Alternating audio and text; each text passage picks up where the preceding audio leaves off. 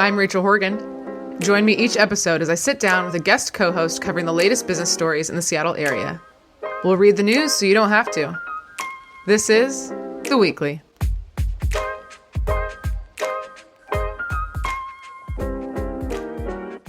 Okay, I am back and I have a voice again. I completely lost my voice this weekend. I came back from the conference and got sick, which is pretty common, but not like big sick, just a little sick. And then I thought I was better and I decided to go out 2 nights in a row. And man, nothing makes you realize how much you talk than when you lose your voice. I just couldn't shut up. So Saturday, I opened my mouth and like nothing came out, and that's never happened to me. So not only did I realize how much I talk, but also how much I talk to myself, because I had to go into vocal rest all day Saturday and Sunday. I went shopping and I had to write on my phone, I lost my voice, and like show it to the cashier. And we were just like, people are not comfortable in silence. I'll say that, because I'd show it to them and they'd still be like, but how's your day going? And I'm like, I can't answer this. Anyway, I did also Saturday, after a while, like being by myself, I was like, am I ever going to speak again? Like, I'm going to have to learn sign language. Like, I'm not going to be able to record the podcast anymore. Things got pretty dramatic at my house, I will say. But I'm back and I'm feeling good. And I think it's close to 100% now. My other huge update, guys, is that I went shopping and everything I'm wearing is new. Oh, you didn't compliment it, Emily. I'm sorry. You are always so stylish. It's also just a black shirt. I spent a good amount. Thank you. Spent a good amount of money, mostly because it was these Gen Z women working, and they told me I looked cute, and I was like, I will have one of everything. Thank you. Take 10 of them. I know. So I'm feeling good, but it does remind me of like just how much it can affect your confidence to buy new clothes. So I'm feeling good. I got my voice. I got my clothes. I'm ready to go. I got dressed for you. Not that anyone can noticed. see, but like, I'm great. Not wearing leggings. So, okay. Love You're that. Welcome. The voice you hear is my good friend, Emily Cantrell, and President and CEO of Seafair. Welcome to the podcast. Thanks, Rachel. And you said you've done a couple podcasts, so you're a pro. I have, but not about news. And This one has intimidated me. I mean, you've been asking me to come on for months, and I've been terrified. And it's so funny because I used to work in TV news, but for some reason, yours scares me. Okay, you're not the first to say that. Like, a lot of people say that, and I think I want to address that because that's the whole reason why I started this podcast, is people are like, oh, I don't know anything about business news, but like, I'll read your bio in a minute here, but you have a history of being, COO, CEO, you're on a board, like you do know business. I think for some reason we place business news as like, I don't know. I guess what was the hesitation? Why did it feel intimidating? I don't know. I have no idea. Yeah. I can talk about myself, I can talk about my career, but you throw a news story at me and I just panic. Yeah. I don't know what it is. Well, maybe I fear I won't sound smart enough or educated enough about a topic, but remove the label, just take away the whole news side and just have a conversation, then that's great. Totally. And again, you're not, I hear this from almost all of my guests, and it's not until I send them the articles and I send them the questions where I'm like, you don't have to tell me about real estate. Let's talk about the last time you took a leap of faith. We can always bring it back to your story. So I'm excited about the ones I chose for you this week. I think we'll get into some good discussions. So I mentioned a little bit about your history, but I do want to go more into details. That prior to being the President and CEO of Seafair, you were the COO and then the interim CEO of PROVAIL, which is a multi-million-dollar nonprofit serving those with disabilities. You were the VP of Operations and Strategy at Greater Seattle Partners, which is a public-private partnership to improve the region's economic development. You had a whole host of hospitality and tourism jobs, which is fun from my world. And as you mentioned, if you scroll way far back on your LinkedIn, you were a news producer for KOMO TV. So it all circles back to news. It does. I love it. And other things, you are also, you were a board member of the Alliance for Gun Responsibility, which we're going to talk about later. You are on the board of the World Trade Center, which I should mention is where we're at right now. Thank you again to World Trade Center and Allison Scott for helping us and letting us record here. And Washington State Chapter of International Women's Forum, known as IWF. You're still part of that, right? I am, yes. To be a part of that, you have to be the highest ranking woman in your organization. Is that right? That is what it used to be. They've made some exceptions now for the larger corporations like Microsoft and, F5. But yeah, that's how it was for many, many years. That's very cool. A couple of our past guests are a part of it. Did I miss anything in this long list here? I think you missed World Trade Center. I used to work here. Oh, you used to work here. Right. Yeah, I think that's when we first met. Yes, it is. Yeah. Because Puget Sound Business Journal was a sponsor of ours here at World Trade Center. So that's what brought us together. You know what? Worlds colliding. And now we're both in different spots. So usually I ask why you're passionate about what you do, but kind of given your history, I want to ask why, how did you know it was time to make this huge career change? Multiple career changes, because I know some of my friends talk about you know, it's kind of scary to make a change from like tech to nonprofit or events to, you know, I don't know, coding, like whatever it is. So for you, how did you know it was time to kind of make those different changes? You know, I'm not sure I knew it was time. And I definitely get judged by people who have been at their organizations for 20 plus years, but I would not change a single thing about my career path. Out of college, got an internship at KOMO and fell in love with being in the newsroom, the hustle bustle. But after almost 10 years in it, the violence really got to me, just reporting on death and destruction. Mm-hmm. And it was pretty depressing. And so I got out, and that's when I got into tourism and hospitality, and talk about a 180 switch. Mm-hmm. I mean, that was so much fun. And that's when I got really embedded in the business community here in Seattle. But I always wanted to do more. And so anytime an opportunity presented itself to me, I would take it if it wasn't a lateral move, if it presented more challenges for me, opportunities. I mean, I love tackling a good challenge. Mm-hmm. So I would say when I came to World Trade Center Seattle, that was 2017. That's when things really shifted for me. I was around such amazing business leaders. I mean, World Trade Center exists to bring leaders together, and I loved everything about being here. And then a few months after I started, that's when our country's deadliest mass shooting happened, the Las Vegas shooting, and I was there at the festival.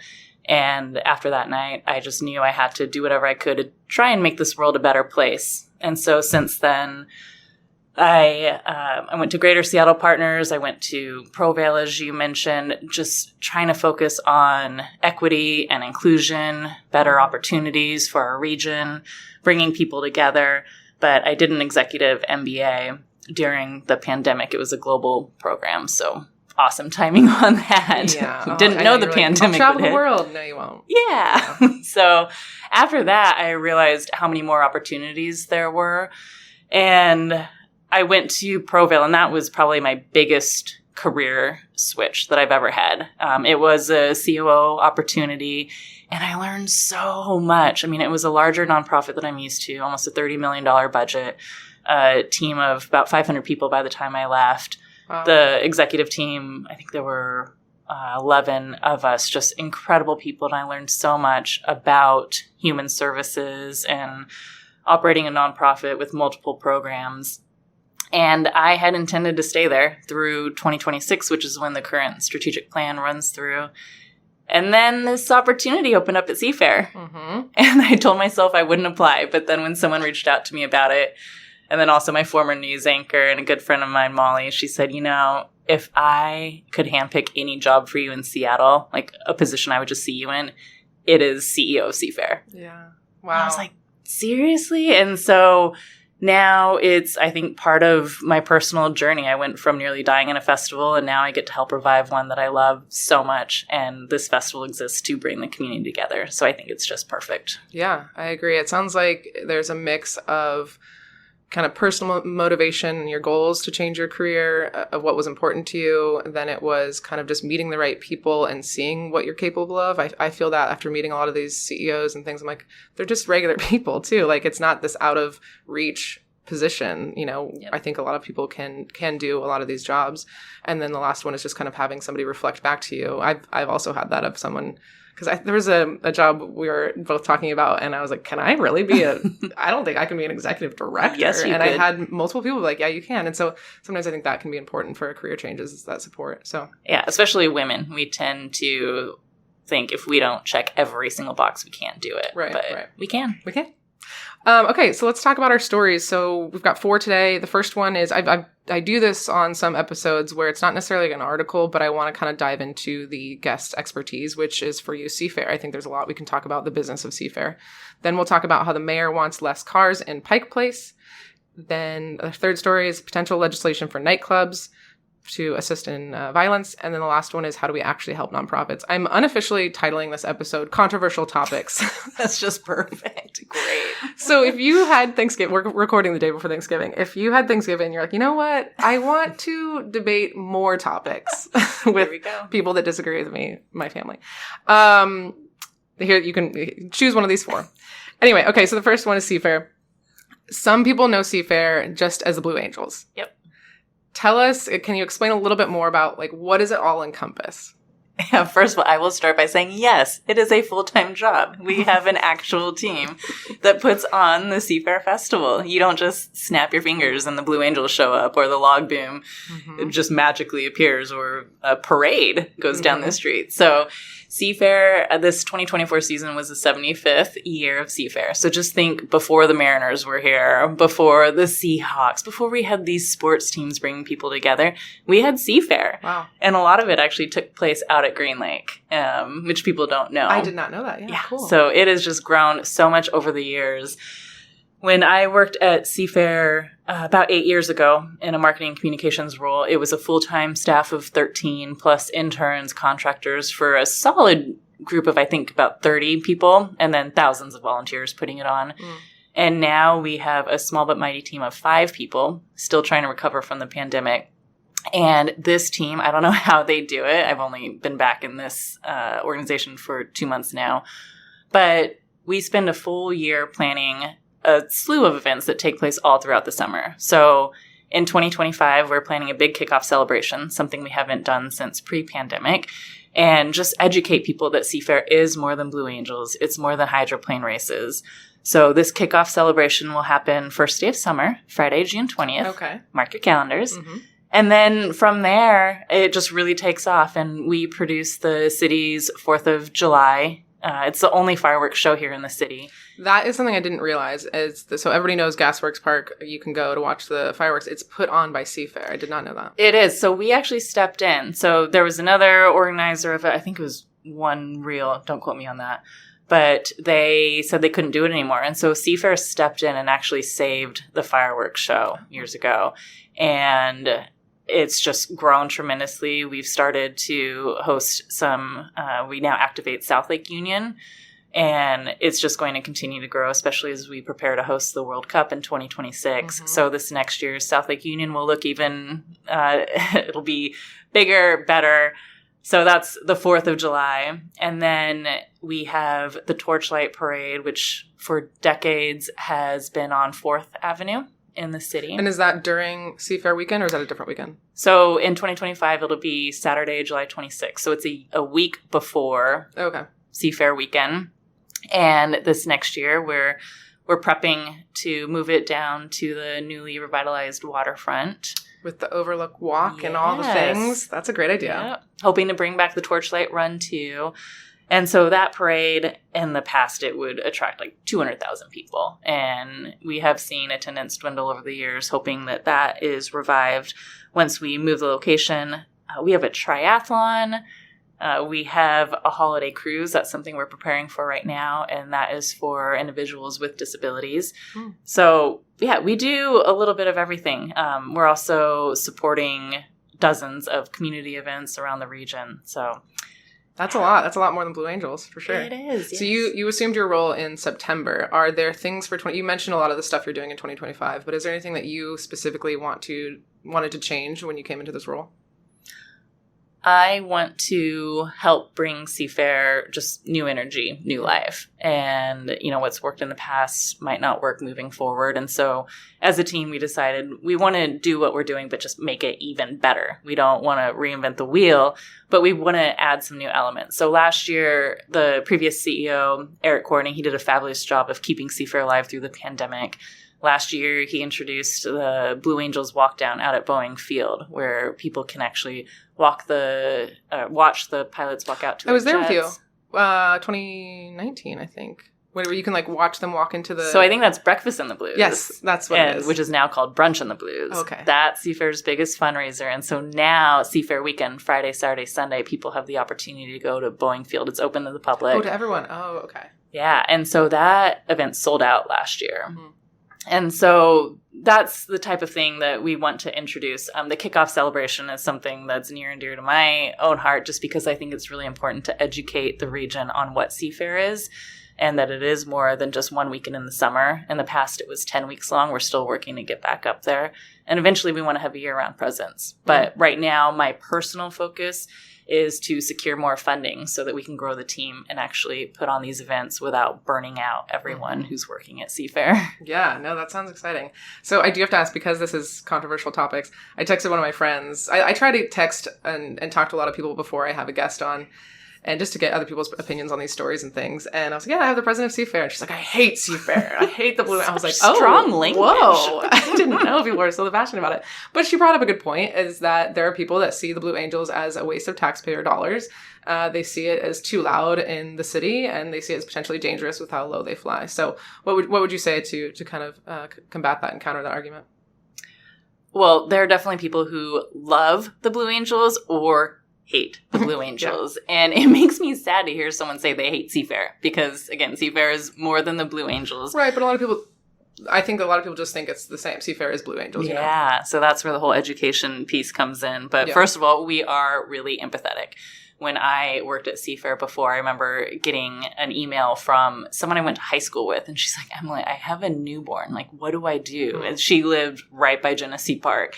And I called up the Blue Angels, and I was like, what do I tell this person? And they're like, oh, you know, my wife and I, we have a baby too. And so, like, here are the headphones I would recommend. And so we want to be really empathetic. We read all the emails that we get. We have a meeting coming up with a group that's, you know, protesting bringing the Blue Angels here. We understand the sound can be disruptive, especially to animals and children.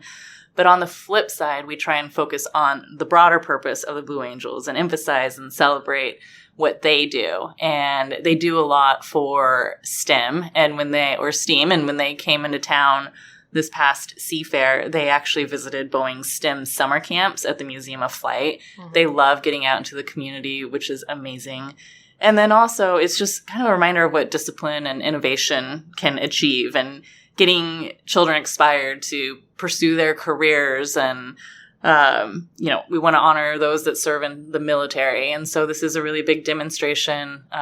We understand it's not for everyone, but hopefully, you know, it's 1 week out of the summer. So yeah, I agree. I would add to that, you know, I think bringing people together is important, and people can have an experience for that weekend and something to do, and a memory for their life. And I don't know, I think just gathering people in community can be important as well. Yeah. I mean, there are people, I've heard so many stories since I've started, and I have heard stories about people who have either bought or built their homes in areas and, like, actually built their deck in a place where they could have parties to watch the Blue Angels. Oh, wow. I mean, this runs deep. People who have camped out in the past, this is decades ago, that would reserve their spots for the Blue Angels. So, yeah.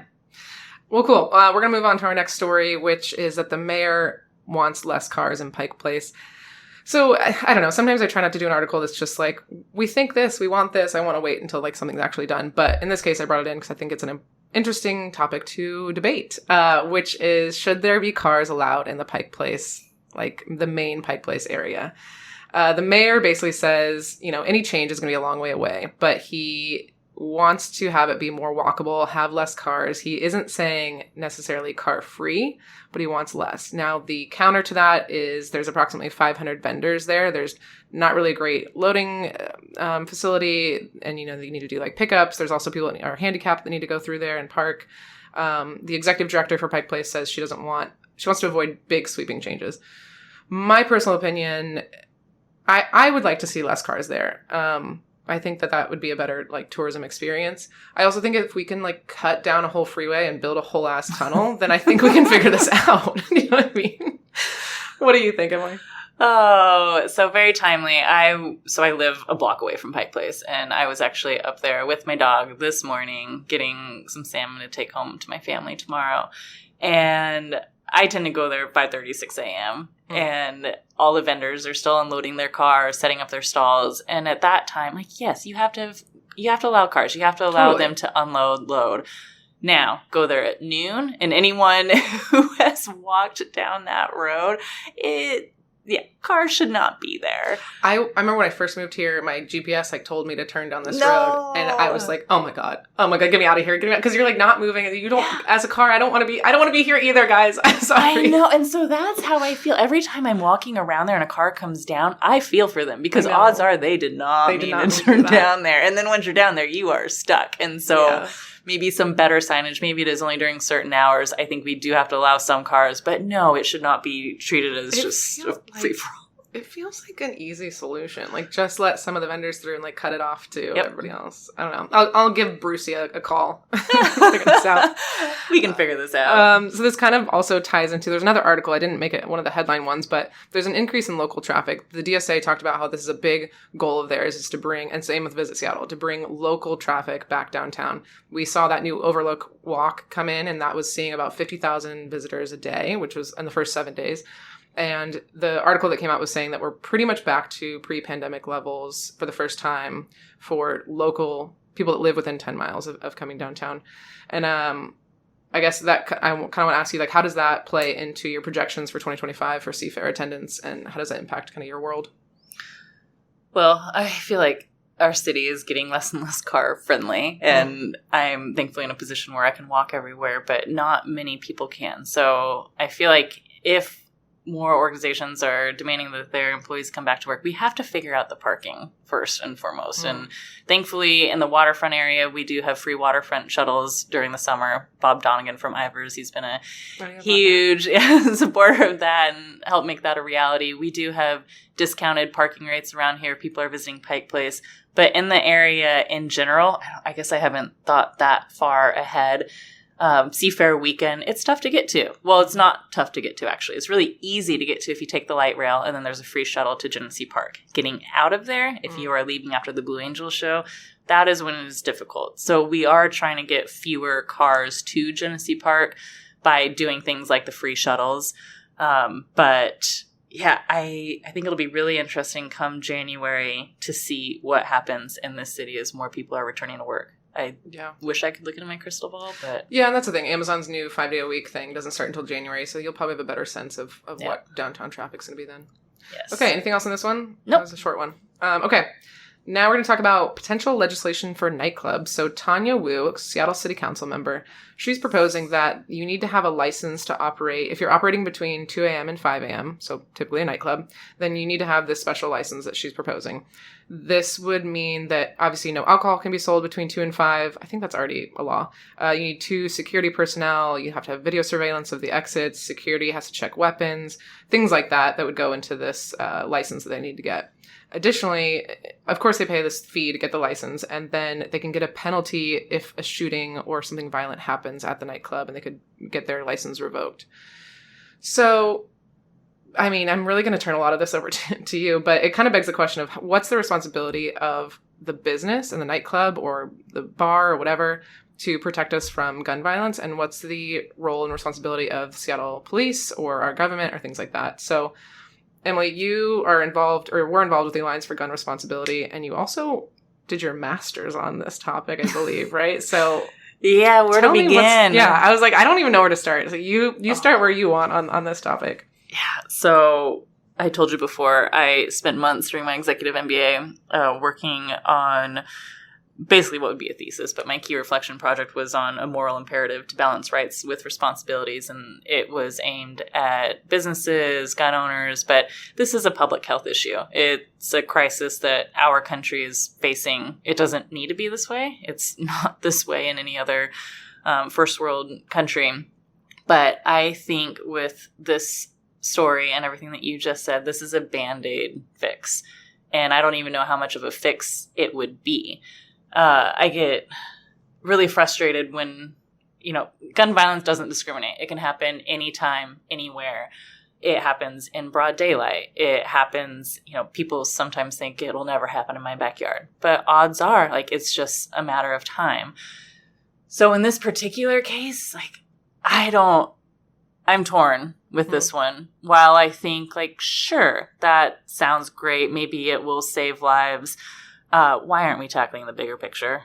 It's just, there was an article that came out this morning, I actually read, and it was about I don't have it written down, but I think it was a stolen gun that was connected to a convicted felon that was used in 9 shootings. Whoa. That was just on KOMO this morning.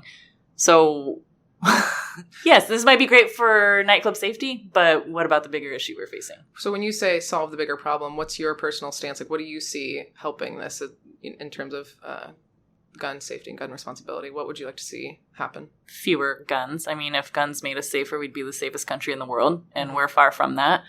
So there's more regulation around who can get a gun and the type waiting of periods, okay. And we've made great progress here in Washington State, thanks to all the work from the Alliance for Gun Responsibility in particular. But we have banned assault weapons here. And after we did that, that's really when I stepped back from the Alliance for Gun Responsibility. Mm-hmm. That was one thing I was really pushing for.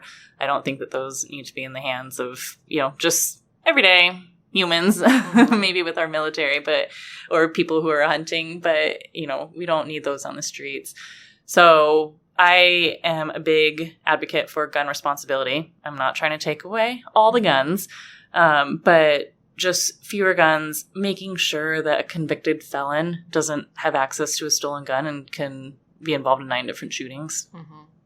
So going back a little bit to your MBA, what were some of the findings or thoughts? You kind of said it's a Band-Aid. Is there anything else you want to say about the responsibility of the business owner versus police? Any other kind of takeaways from that research that you did? I think if businesses really want to get involved and have funds to invest in this, first of all, donate to the nonprofits that are working on gun responsibility, partner with community organizations that focus on youth engagement and conflict resolution. If businesses can offer funding or space for events or mentorship programs aimed at diverting at-risk individuals from violence, this could go a long ways. Mm-hmm. Or businesses, we just need to start offering some mental health resources to employees and the community and recognize the trauma and stress that can come from all this gun violence. It's been more than 7 years since the Las Vegas shooting, and I still suffer from PTSD and survivor's guilt. Mm-hmm. But businesses, they can use their influence to advocate for comprehensive gun safety policies, not just here locally, state levels too. Things like background checks, safe storage laws, community policing reforms. I feel like this isn't asking for a whole lot, but I am really proud of businesses that have stood up to the NRA. The ones that come to mind are Delta cutting ties with the NRA, or Tom's shoes, or, there are so many big name companies that are now voicing where they stand publicly and posting about it on social media because they recognize it is a public health crisis and it's not a political issue. It shouldn't be a political issue. So the more we can speak out about it and not be afraid to talk about it and the need to come up with a solution. Yeah. I think those are some good solutions. I will share that this is maybe a month ago, I was out in Capitol Hill, and do you remember the deadly shooting that was over by a Pizza Mart? Kind of by the Cloud Room. This woman died. Anyway, I was there and I was on that block. I was walking out of the Pizza Mart and it happened outside of the Pizza Mart, and I heard the gunshots and I was in disbelief. I was like, no, that couldn't have been. And then I kind of told my friends, they're like, no, that probably wasn't. And then I woke up the next morning and this woman had died literally feet from me probably.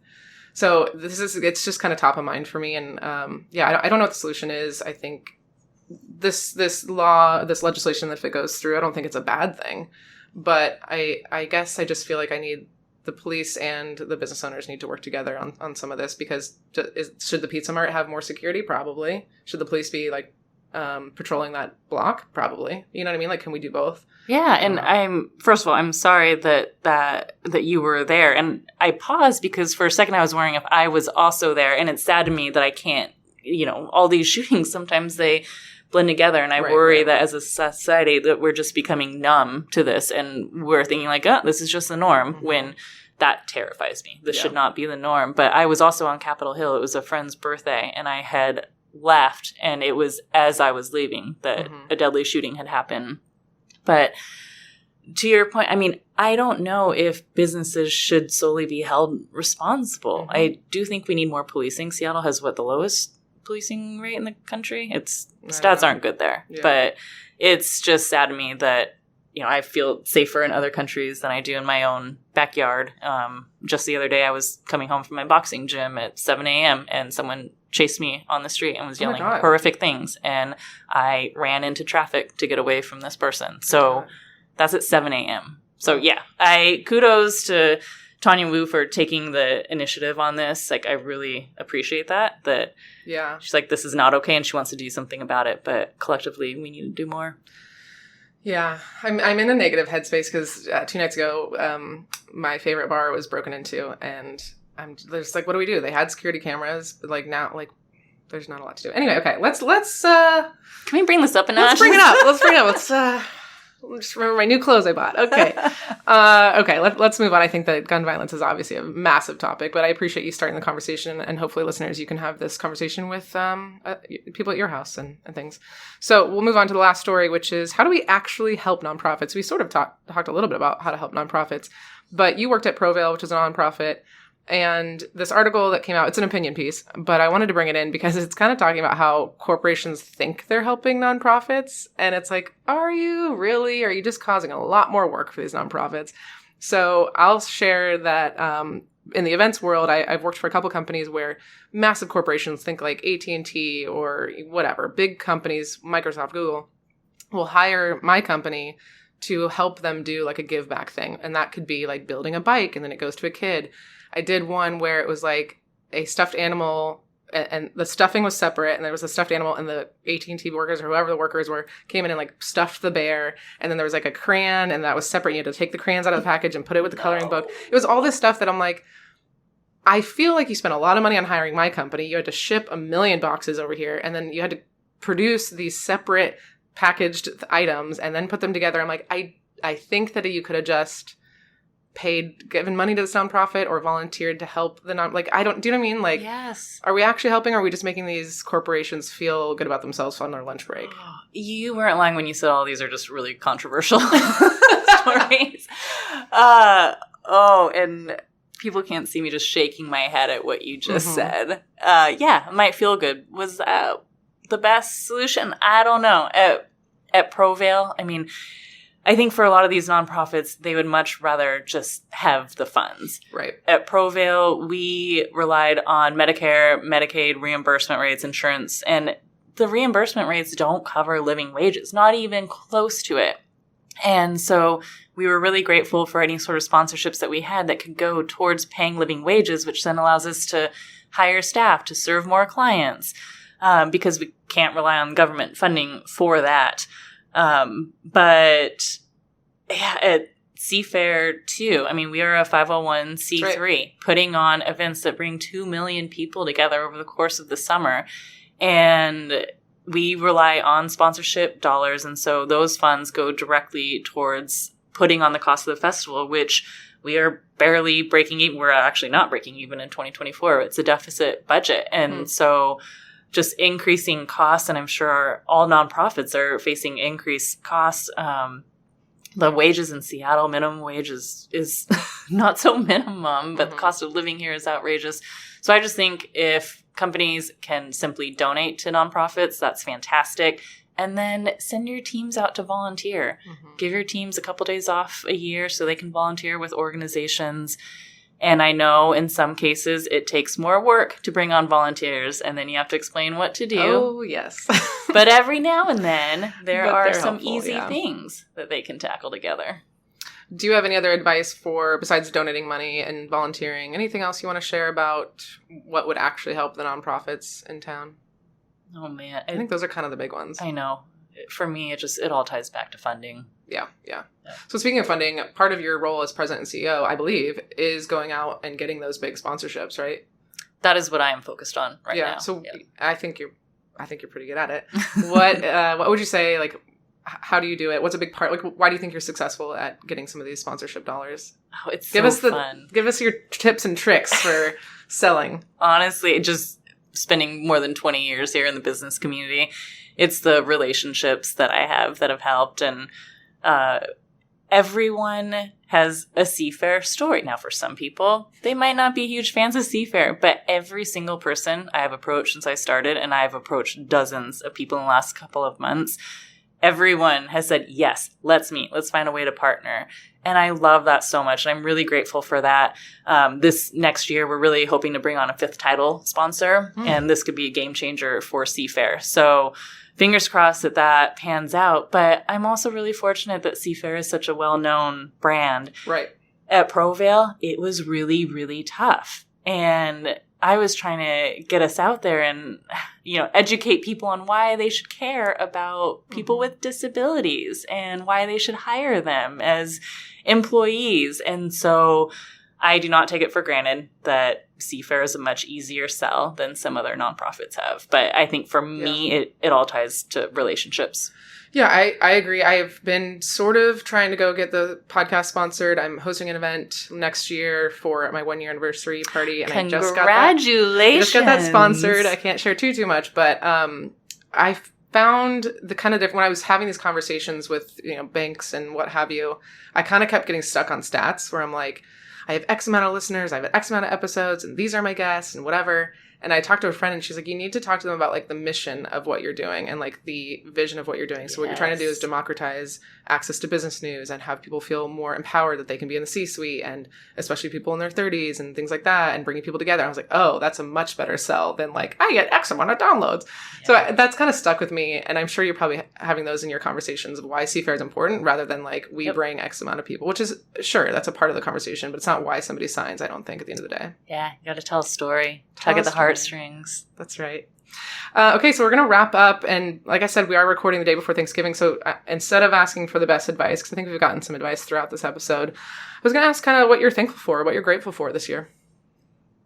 Well, for me, Thanksgiving is kind of an emotional time. So the Vegas shooting happened October 1st, 2017. And I remember being at a friend's house for Friendsgiving in November. And all of a sudden I just burst into tears. There are kids running around the house and, the adults, all my friends, everyone's having a drink. And I was just sad that I knew that 58 people weren't with their families that night, all the lives lost in the shooting. And so I remember just going outside, taking a deep breath. And so Thanksgiving, emotional time for me, but I am just grateful to still be here and then have the opportunity to continue and try and make our world a better place. Well, I'm grateful for you, and I'm grateful you're here too. Grateful for you. Thanks for sitting down with me. I appreciate it. And have a great rest of your day. This has been The Weekly, with production assistance from Nick Patry. If you liked what you heard, rate us and write a review on Apple Podcast or Spotify. We love listener feedback, so if you have any story suggestions, comments, or complaints, email us at info@theweeklyseattle.com. Make sure to check back next Sunday for the latest local business news. We'll see you next time.